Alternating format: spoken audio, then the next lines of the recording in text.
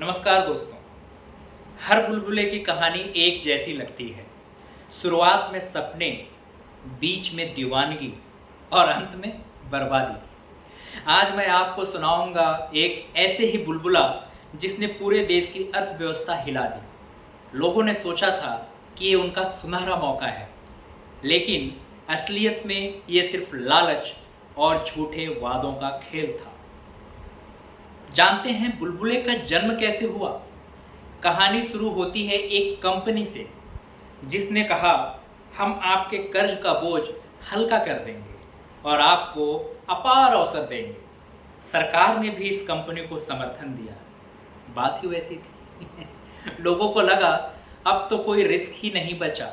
Company ने share बेचना शुरू किया। हर जगह चर्चा, अगर इसमें नहीं लगाया तो जीवन का सबसे बड़ा मौका छूट जाएगा। लोग अपने घर, जमीन, गहने बेचकर इसमें लग गए। यहाँ तक कि जो गरीब थे उन्होंने भी उधार लेकर निवेश किया। शेयर की कीमतें दिन प्रतिदिन ऊपर जाने लगी। हर आदमी खुद को अमीर समझने लगा। कहा जाने लगा जब गरीबी का युग खत्म, खुशहाली का नया दौर शुरू। पर असली खेल अंदर ही अंदर सड़ रहा था। अब जानते हैं बुलबुला कैसे फूटा। धीरे धीरे सच्चाई सामने आई। हर बार ऐसा ही होता है।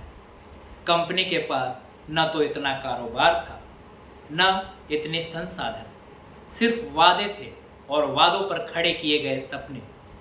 जैसे ही यह खबर फैली, भरोसा टूट गया, जो टूटना ही था। शेयर जो आसमान छू रहे थे, अचानक जमीन पर आ गिरे। जो करोड़पति लग रहे थे, वो कंगाल हो गए। लोगों ने बैंकों और बाजारों में हंगामा किया।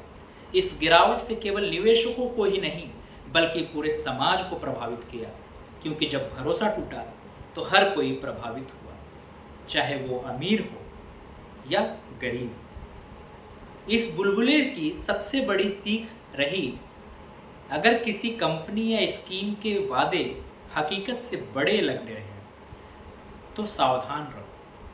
सरकारी समर्थन भी गारंटी नहीं होता। भीड़ के पीछे भागना हमेशा नुकसान देता है। लोगों ने समझा कि बिना मेहनत के अमीरी का सपना केवल छलावा है।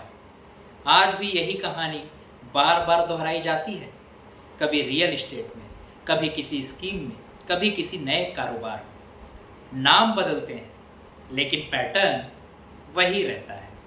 जरूरत है उस पैटर्न को समझने की। तो दोस्तों, बुलबुले की ये कहानी हमें यही बताती है कि बाजार में चमत्कार नहीं होते। हर बुलबुले का अंत एक जैसा होता है। पहले भरोसा, फिर लालच और आखिर में गिरावट। इतिहास का सबक यही है। अगर कुछ बहुत अच्छा लग रहा है कि यकीन ही ना हो, तो शायद वह सच भी नहीं है। और यही वजह है कि हर पीढ़ी को यह कहानी बार बार सुननी चाहिए। धन्यवाद।